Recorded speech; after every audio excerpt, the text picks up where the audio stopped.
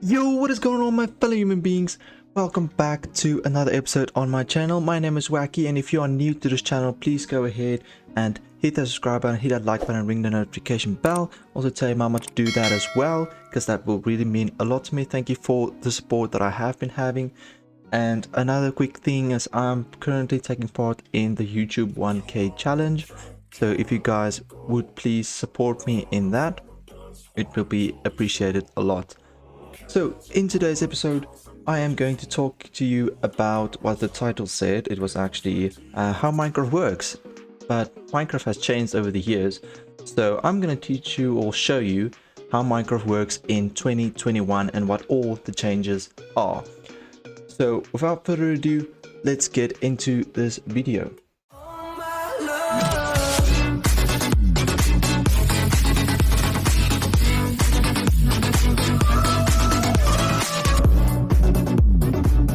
So the first thing that you need to do when playing Minecraft is first you need to download it from a website, buy it, whatever. But then you need to go to the launcher and then open it, choose your version and press play. If you don't know how to do it, I do believe you do, but let me just quickly show you how it's done. And you just go open it, double click, go to your version. You have specific versions, and I'm going to be playing on 1.17.1, and I also have the version Optifine because it just makes the Minecraft experience a lot better. And it also allows me to use shaders, which I'll talk to you about later. So then when you finish selecting a version, you press play. It should download it if you are playing it for the first time, and then it should open up a new launcher. And then that is the game. That is Minecraft that you just opened. Well done. So the next thing that I want to talk about is obviously how the menu works for Minecraft. It's actually very simple. You have single player, multiplayer, and then Minecraft Realms, obviously options and quit game. And then at the left, you can see there's a little earth icon, which is your language. So I'm going to start off by explaining a little bit of multiplayer and Realms. So I did use Realms at a stage, and there's still a lot of people that do because of the simplicity of Realms. It is very simple to use, but it does cost money. If you want to go play on a multiplayer server with your friends that doesn't cost money, there are servers out there that actually allow you to play on their server and create a new world in that server so you can play with your buddies. But as well, there's one thing that I use Aternos, which is also, it's a service provider, so it creates my own server that I can use to play with my buddies with. But to be fair, I rather go with the payment service because the quality is a lot better. You can have a lot more friends to play on, and then also you won't be lagging as much. Niks, niemand doet wat, want het is een god vergeten type. And that is the big problem with coming with multiplayer servers. There's also another thing with multiplayer. If you want to play with your brother or a friend at home, then if you guys are connected to the same Wi-Fi, you can just press escape and then go to open to LAN, and then it will open a server on your Wi-Fi, which is the most simple way to connect. And then when you go into multiplayer, you'll see that there are direct connect, add a server, which is just simple direct connect. If you know the server IP or you just use someone's server, whatever, then you just put in the IP address there. If you want to add a server, then it will stay on the screen for you when you need to come back. And there's a lot of servers out there, guys. Just use your best friend, his name is Google, and you can find the server that you are looking for. Now, finally finished talking about servers, let's quickly go through the settings. And I'm going to take you through my settings for both recording and both for server-wise / PvP if I want to do a little bit of games. So when it comes to options, you just click the options icon, as simple as that, and then you have a bunch of other icons there like music, sounds, video, controls, etc. So music sounds doesn't matter a lot. You just have a few things there like jukebox and note blocks. It's just blocks in the game that can actually play music and make noise. weather obviously, which is very annoying if you're busy on a Minecraft mission and there's just thunder rolling in the background. But it actually can help you, because when there is thunder, there is a slight chance of spawning some very rare mobs, so keep that in mind. Blocks is just when you place or break blocks, etc. Then you have hostile and friendly creatures. So hostile creatures like zombies, skeletons, creepers, and creepers is very important. If you have that setting down very low and you don't hear the hiss of a creeper, that is bad news for you. But I'll get to touch with the different mobs in Minecraft at a later stage. And obviously you have friendly mobs as well, which you basically just use for food. And if you want to, you can also ride a pig because it's fun. But yeah, you can change that sound as well. If you are making farms with those mobs, I would advise to change that sound, or turn the setting of that sound lower, because otherwise it will just burst your ears. Then players isn't that big of a deal. Well, I figured it's not that big of a deal. If you want to turn it on, you can leave it on. Mine is on, so whatever. And then ambient voice is the most scariest thing in Minecraft. If you go out in the open and you venture and you hear the creepiest sound, I'll play that just now, then you know that there was a cave nearby. And there's a few ambient sounds like this in the nether, in the end, whatever. There's a lot of ambient sounds, and it makes the experience Minecraft really cool. Then there's also an option down below which says subtitles. So if you are a pro Minecrafter and you want to be really good at the game, turn those on, because it will show you where sound is coming from. So if, let's say you're on a speedrun mission and you need lava and you're down in a cave or something, then you can actually hear farther than you can see. So, and then the subtitles will show at the bottom that there is lava pops at the left side or at the right side of your screen. So it makes finding stuff a lot easier, especially when you're finding a spawner, when you need to find a spawner or a cave, then you hear a lot of mobs. Then you just go towards that mobs, and then there you go. So then when you finish with sound, the next settings will be video settings. Now there's a different video settings for my recordings, like this video, where it's just a sit down. I want to make it look nice. And then there are as well for PvP, when I want to, get the best frames per second and just smack a lot of kids around. But anyways, quickly hop into that. You get a bunch of stuff there. So if you want to have the best look in the game, turn everything up. Animations, graphics, render distance. Well, render distance is just, I just have it at a certain amount, because you don't actually need that many render distance. And it just fires up your graphics card. So if you don't want to lag a lot, turn that boy down. Then smooth lighting levels, view bobbing. So smooth lighting levels is just how nice the light looks. Usually when I try and fight or PvP something, I just turn that down because it's not necessary. But when you want a nice experience environment for maybe a screenshot or something, then you can turn that puppy up all the way and it would look 10 times better than if you don't have it on. The UI scale is just the scale of your inventory and the pause menu. So I have mine on 3. It doesn't cover the whole screen, but it is big enough for me to see. And then shadows is not that necessary, but yet again, if you like a nice experience where you like to see the shadows of mobs, then you can turn that on, obviously. And an attack indicator. Now I will speak about PvP at a later stage, because there is a big difference. Since 1.9 came out, then PvP changed a lot, like real a lot. So attack indicator is just when you hit, there will come an indicator which will say that you have a strong attack available, etc. Brightness, dynamic lights. Brightness I just turn on all the way because I want to see, and dynamic lights is just when a torch is lighting up and reducing its light. It's very annoying, so I also don't have dynamic lights on. Now shaders just makes the game look very nice, but I do believe you need Optifine to actually install shaders. So I'll go about that at a later stage, but also you need a nice beefy PC if you want to run shaders. And then quality. That is just basically all the graphics and how nice the grass looks, how nice the trees looks. So if you want to look and make it look nice, you turn everything up. If you don't want it to burn out your GPU, then you can just turn most of it down. As well as animations and all those stuff, you can just turn those down if you want to get the best frames per second. Now, on to the next setting in the options. So you go to controls, and then the first thing that you need to do is right hand corner, auto jump. Turn that off. People that play with auto jump are literally chickens that's running around headless.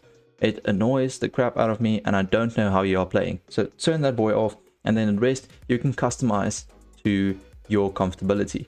Like I have toggle perspective, which I can do and see myself, or I can just go back to regular Minecraft and see my back and my nice little booty hole there. That looks very nice. But anyways, so you can change everything so it is comfortable for you. Like I like my sprint on shift and not on control, and I like my sneak on control and not on shift. As well as just a few tips, F3 opens up your, how do you say it? It opens up a lot of information that you can use in game, like your coordinates, which biome you are in, the light levels, etc.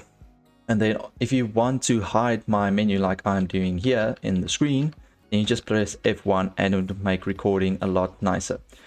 And then as well, if you want to take a screenshot, which I'm going to show you now, you just press F2 and then it will say your screenshot is there, and you also can click on that link and then it will take you to the screenshot that you just took. Awesome. So that is pretty much it for controls and the settings. So let's head on to the next section, which would be, how does Minecraft work? What is Minecraft? Now, most players do play Minecraft on single player. It's much more fun on multiplayer, but single player is when you just want to chill and play a very good game in Minecraft. So you go to single player and then you have a few options down below.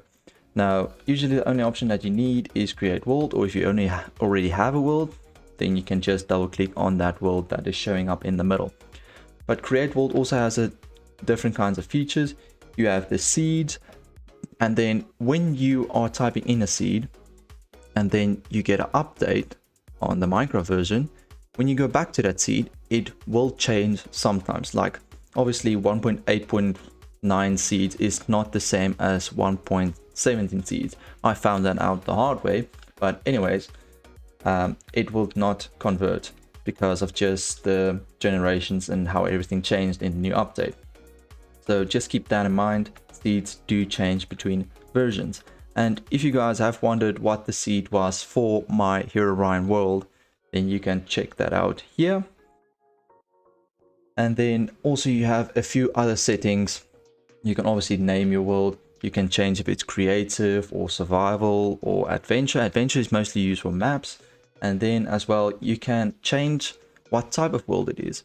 I mean, there's a lot of options. You have a flat world, you have the desert, underground, ocean, whatever. You can change anything in that section. And if you want to go into more detail, if you are liking programming, then you can actually go around in those settings and just edit your world like you want it to be. And it's really a cool feature that I added. I really enjoy it when I do use it, and it's very fun to do. So obviously create a world, put in this random seed if you would like to. Just take the bonus shift off because that is cheating, and then you just create world. Then you go. Now you just wait for our world to load in. It depends on how good your PC is, and that determines how fast you are gonna load into a world. Okay, now that we've loaded into the world, what is the first thing that every Minecrafter does? First, he opens his inventory because it's actually an achievement. And if you want to reach achievements, it's actually press the L button. There you go. You have your achievements. But anyways, you want to go and grab this bad boy in my hand. Yeah, go punch some wood so that you can craft a crafting bench and get started on your survival expedition. So, what do you actually do in Minecraft? What is there to do? There's actually a lot of things that you can do in Minecraft, and it's endlessly. Like if you are playing creative, I know you can build a lot of stuff, but you know, if you are playing in survival, you sometimes get limited to the stuff you build because it takes time to get all of the blocks that you need to build that specific item. But you can build houses, you can build farms, you can build cities, you can go anywhere you want. You can just travel if you want to and just explore. There is abandoned mine shafts that you can explore, caves. With the new cave update, it's actually very cool to go into the caves now because it looks a lot better now. And then as well, you can also go to dungeons. There's dungeons in the game, and there's also temples. You get a sand temple, and you desert temples, pardon me, and you also get a jungle temple, which is also very cool. And there's a lot of mobs to find on your way onto the adventure. So if you just want to play Minecraft and go ahead and just explore, because that is also fun, you can do that as well. Like I said, endless possibilities. But let's quickly just talk about farm related stuff, because we are still talking about building and what to do in Minecraft. So farm related stuff is you literally have a farm for everything. If you want to farm the wither, which is actually a boss in the game, you can build wither skeleton skulls to get a lot of these guys in my hand, and then you can farm wither skeleton skulls that you can use to create beacons, and then you can farm beacons that way, and you can have literally a beacon in every base that you have. So that's quite cool. And then as well, food, there's unlimited food farms, there's unlimited there's not diamond farms yet, not yet, but I'm pretty sure that somebody is going to figure out the diamond farm soon. But anyways, there's also emerald farms. If you want to be rich in Minecraft, you can farm emeralds. That is just awesome. There's also events that's happening, and then how to get the most emeralds is you basically trigger a raid event on a village, and that's how you get tons of emeralds. Possible endless possibilities. That is how English works. Wacky can't speak today, pardon me. And let's quickly just talk about the storyline of Minecraft. So if you are playing Minecraft to build around or adventure, then this is not for you. But if you are playing it for the story, because Minecraft actually has a story behind it, and it goes like, you start in the world, and then you need to venture around, gather stuff, and then you need to find the stuff you need to go into another dimension, so that you can grab stuff in that dimension, which wither skulls and blaze rods, and I'm not going to spoil too much, but you need to grab certain stuff to go back into the world, and then you need to go on another adventure to find another portal that leads to another dimension, which is actually leading you to the end of the game. But it's actually not the end of the game, because in a new update they made the dimension that you end the game in a lot bigger, and you can explore and adventure there and grab new stuff that you can use in your survival world, that you just can continue to build and explore and design and everything. So that is why Minecraft is one of the best games ever, because it's endless possibilities. It creates creativity in people's minds, and there's just a lot. I even done a project where I needed to design a house. I went to Minecraft and I built the house in Minecraft just to get a perspective. So that is literally why Minecraft is the best game that's ever been made. That is basically everything that you can do in survival.